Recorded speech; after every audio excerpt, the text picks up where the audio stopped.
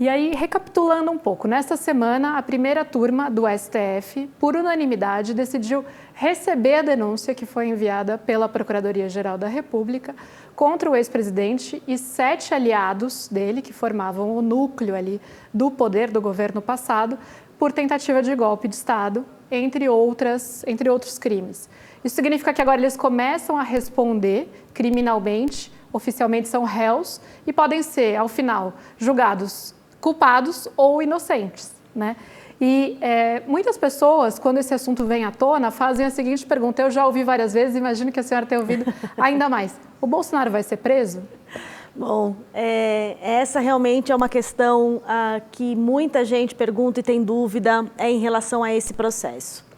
Para responder, a gente precisa entender que pela Constituição brasileira, uma pessoa só pode ser presa, em regra, após o trânsito em julgado da sentença penal condenatória, ou seja, uma vez que ela é condenada e não tem mais nenhum recurso possível para apelar dessa condenação.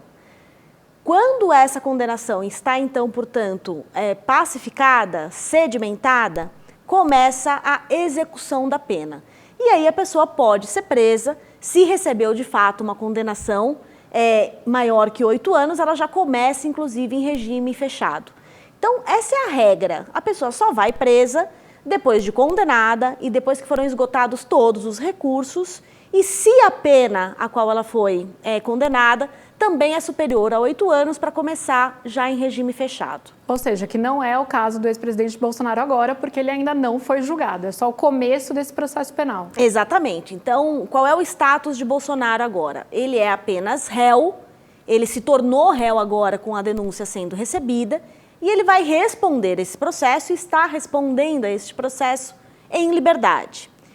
Mas o ordenamento jurídico brasileiro também prevê a possibilidade de uma prisão antecipada, de uma prisão antes desse trânsito em julgado da sentença penal condenatória, que é na hipótese de uma prisão preventiva, uma prisão provisória, uma prisão para manter a regularidade da ação penal.